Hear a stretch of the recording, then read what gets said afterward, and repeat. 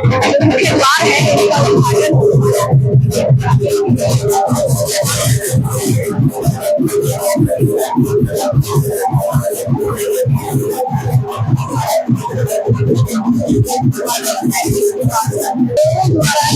उद्घाटन इतना खुशी का माहौल नजर आ रहा है। और देखिए कैबिनेट मंत्री मंत्री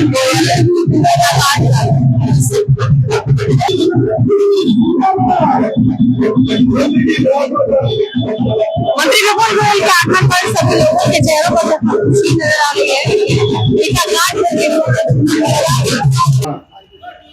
सेक्टर 17 की जो गेट की ओपनिंग है, और मैं समझता हूँ ये और भी सेक्टरों के अंदर रेप्लिका होगा। और सेक्टर 17 के अंदर भी 2 गेट और बनने हैं, एक सेक्टर 14 की तरफ और एक सेक्टर 18 की तरफ।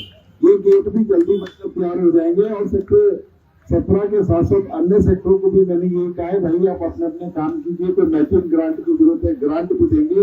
लेकिन 17 सेक्टर के लोग, कोई चाहे स्वच्छता की बात हो चाहे सुंदरता की बात हो, कौशिक साहब, बगैर लोगों की सहयोग के कोई काम पूरा नहीं हो सकता।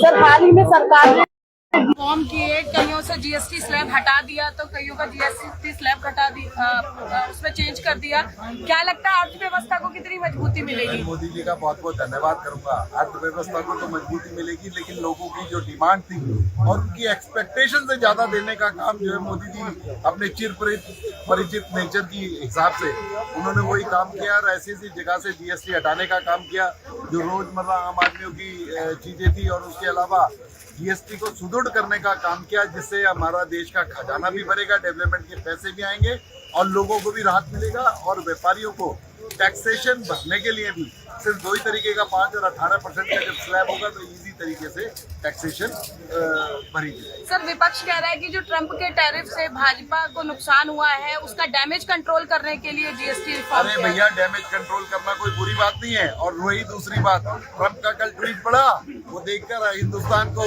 हैरान हो रहा है कि हिंदुस्तान हमारे हाथ से निकल रहा है, उसको अफसोस हो रहा है। ट्रंप अपने फैसले पर रिकंसीडर करने के लिए मजबूर हो गया।